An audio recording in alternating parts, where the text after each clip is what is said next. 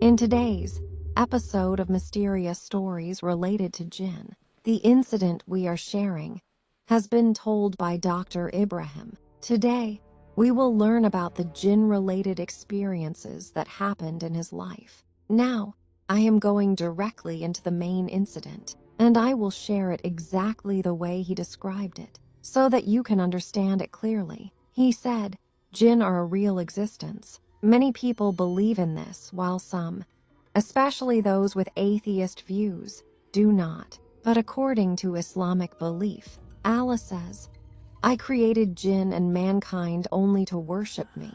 There is also an entire chapter in the Holy Quran called Surah al-Jinn. From that perspective, jinn are undeniably real. If jinn want, humans can see them. There are hadiths regarding this as well. And if they do not want to be seen, then normally you cannot see them. In my own life, I have seen jinn several times, and I have experienced multiple jinn-related incidents. This may sound ridiculous to some people. Many might question whether such things are even possible, but it is truly possible. Now, I will share one incident from my life first. This happened about 4 or 5 years ago, and it was extremely frightening. At that time, I was studying in medical college, in my 3rd year. The house where I lived was right beside the medical college, literally next to the hospital. Hospital waste was often dumped nearby. Beside our house, there was a very large coconut tree. The room we were renting had some problems, but we didn't know that at the time. Many of you may have heard that some houses or rooms have issues like this. Our room had such a problem too, but we were completely unaware of it. How did we find out? I have a small niece. Many of you may have seen her in my posts. At that time, she was very young, around 3 or 3.5 years old. I was in my 3rd year of medical college, and that day, I had just returned from my forensic medicine training. You know, post-mortem examinations, cutting open dead bodies. That was my very first day of that training. That day, we performed an autopsy on a young woman who had committed suicide. Her body was completely opened, ribs broken, organs exposed. We saw everything inside, from the liver to the heart. It was disturbing. After returning home, I ate and then started playing with my niece, as I usually do with children. Suddenly, I noticed she was sitting in front of me, staring in a strange way. Her eyes were wide open, fixed on something, not at my face, but above my head. I realized she was looking at something above me that I couldn't see. I called her by name and asked, "Rihanna, what are you doing? What are you looking at?" Her eyes didn't move at all. I gently poked her belly. Normally, she would laugh immediately, but this time nothing. She kept staring, eyes wide, completely still. I knew something was wrong. I quickly called my mother from the kitchen, without turning around myself. I didn't want to look behind me. When my mother entered the room, my niece suddenly screamed loudly, ran to my mother, hugged her tightly, cried intensely, and then fell asleep immediately. It was around 8 p.m. She didn't wake up until the next morning. The next day, I asked her what she had seen. She said she saw 2 very large red eyes staring, a long tongue, describing it in her own childlike way. From that moment, fear settled in my heart. I started thinking, did something follow me from the morgue? Did something evil come with me? That incident passed. Another incident happened on a different night. I was sleeping in my personal room, around 1:30 or 2 a.m. I suddenly woke up hearing the sound of the calling bell, the same sound you hear when someone presses the doorbell. I didn't know whether someone actually pressed it or if I dreamt it. I was lying on my right side. In front of me was a dressing table with a mirror. The hospital lights were always on, and a dim light entered my room through the window, which I had left open because it was summer. When I woke up, I looked into the mirror, and what I saw terrified me. I saw a huge creature floating above me. It looked like a cow or a buffalo, something massive. hovering in the air directly above my body. I could see it clearly in the mirror. My eyes were open. I was awake, but I couldn't move. I couldn't tell if this was a dream or reality, but I was conscious. I tried to move, but I couldn't. I tried to speak, but no sound came out. I could only see. I began reciting Allah. Allah, silently in my heart. I tried to remember Ayatul Kursi, but at that moment, I couldn't recall it properly. I only knew that reciting it brings protection. I kept calling Allah in my heart. Suddenly, the presence disappeared. I could move again. Everything returned to normal. I was terrified. I didn't wake my parents because they were asleep. I turned on the light and lay there awake, unable to sleep. From 1:30 a.m. until nearly 4 a.m., I stayed awake, shaking in fear. Eventually, without knowing how, I fell asleep. Then came the strangest part. In my dream, I saw my father. I was crying and telling him desperately that the same terrifying incident had happened again. In the dream, my father told me that at around 2 a.m., a being named him stays in that room, and around 3 a.m., another jinn stays there whose name started with. I don't remember the exact name. These were not Muslim names, possibly Christian jinn. As I realized later, it felt like the jinn itself was speaking to me through my father's form in the dream. My father then said, "Don't worry.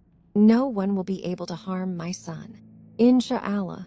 As soon as he said that, the door of my room opened with a loud creaking sound, like an old door being opened after a long time.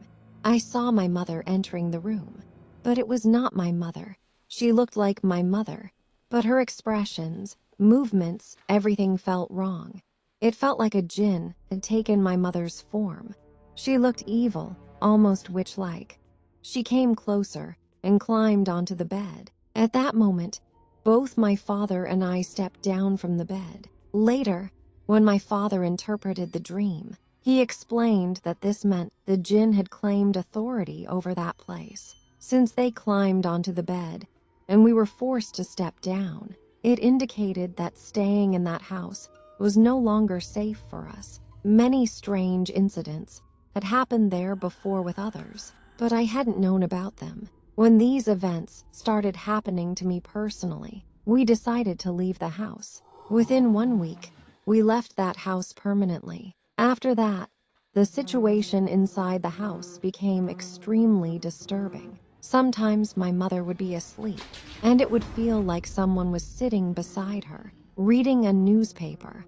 The sound of pages turning, just like when paper is flipped, could be clearly heard. She would open her eyes, but there would be no one there. Once, my sister came to stay at our house. At night, while she was sleeping, she suddenly felt something bite her finger, like the clear sensation of teeth pressing into skin. She woke up immediately, but there was no one there. Another time, I had returned from an educational tour. After coming back, the house was empty. I was alone, and I felt afraid. So I called my friend Jahid and asked him to stay with me. He agreed and came over. After returning from Cox's Bazaar, we were freshening up. I was using one bathroom, and Jahid was using the other. In that bathroom, the door did not fully touch the floor. There was a gap of about 3 inches at the bottom. Later, after hearing all the incidents, Jahid told me something that disturbed me deeply. He said, "Bro, when I was taking a shower, I kept seeing shadows walking back and forth outside the bathroom door. I kept calling your name, thinking it was you, but you never answered." I told him that I was in the shower myself and never walked past his door. That was when I fully realized that something bad, some dark presence or jinn, was actually there. When we finally decided to leave the house, we informed the neighboring residents. They asked us why we were leaving. When we explained what had been happening, they slowly began to speak openly. They told us that this had been happening for a long time. and that many previous tenants had left the house for the same reasons. They said they hadn't told us earlier because they thought nothing was happening to us. But now, they didn't understand why the problems had suddenly started. Then I realized something. My mother is very religious. She regularly recites the Quran and tries to maintain an Islamic environment in the house. Perhaps because of that, the jinn could not affect us earlier. But when my nephews and nieces came to stay, small children who make noise and scream, it may have disturbed the jinn, making them aggressive. That aggression was directed at me first. They tried to frighten me. I was not very religious at that time. I didn't have much knowledge of Islamic practices, and my spiritual state was weak. Eventually, we left that house. Even the entire building had issues. No one wanted to stay there. This was one of the most terrifying experiences of my life, so frightening that we had to leave our home. This one happened in my current home in Mohammadpur. I won't give the exact address, but this is our own flat. In this room, I experienced something, not once but twice. Since childhood, I have had jinn-related issues. As a child, I was told I looked very attractive. Because of this, a jinn once affected me so badly that I would not wake up until 9 a.m. eventually. A religious scholar was brought in. Dua and Ruqya were done, and I recovered. I never imagined that years later, I would experience something like this again. One summer night, during intense heat, my window was open. I was sleeping and dreaming about my nephew.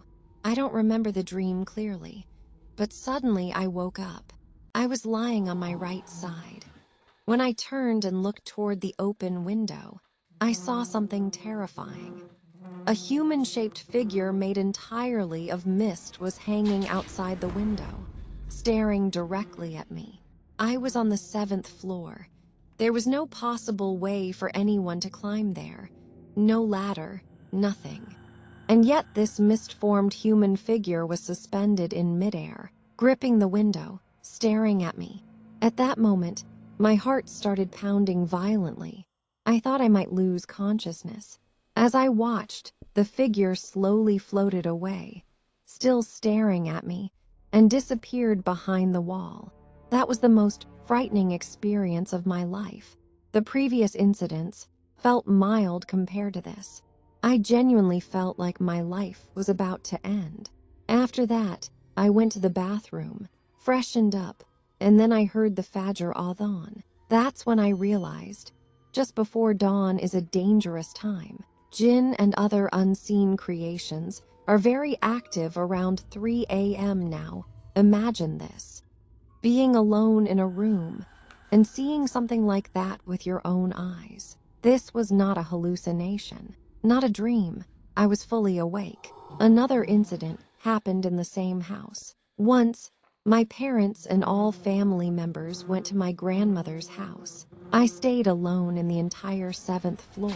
Even the neighboring flats were empty. I turned on all the lights in every room so I wouldn't feel afraid. At around 2 a.m., the electricity went out. My sleep broke instantly.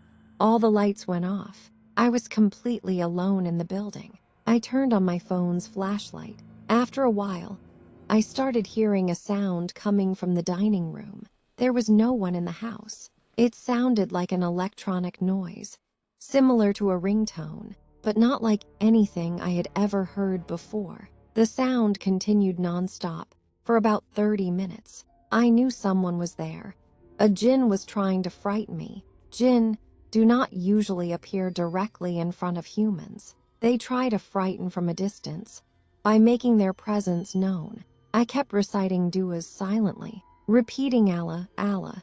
After about 30 minutes, the sound slowly faded. 12 minutes later, the electricity returned. There was no device in the house that could make that sound. Nothing. Yet the sound came continuously, as if someone was controlling it. I was terrified, but alhamdulillah, it did not harm me. It only tried to scare me from a distance. This is an important reminder. Do not fear Shaitan. Fear Allah. Shaitan rarely comes face to face. Fear weakens you. There is a story of a Sahabi who once encountered a Shaitan on the road. The Shaitan appeared in the form of a horse with a human face. The Sahabi scolded it fearlessly. The Shaitan said, "By Allah, if you had feared me, I would have harmed you." This shows the strength of the Sahaba's faith. They feared none but Allah. So this is advice for you all. Do not fear jinn. Fear their creator. We often call these beings ghosts or spirits, but in reality, they are jinn. There is no separate entity called ghosts or fairies, as people imagine. Among jinn, there are males and females, different sizes and forms. If we follow the Quran and Hadith, recite Ayatul Kursi, the last 2 verses of Surah Baqarah, Surah Falaq and Surah Nas, Allah grants protection. When you say Bismillah, the jinn cannot see you. When the adhan is called, they cannot stay. This is the final message of the video. Do not fear jinn. Fear Allah. If you do, no one can harm you, inshallah. Thank you.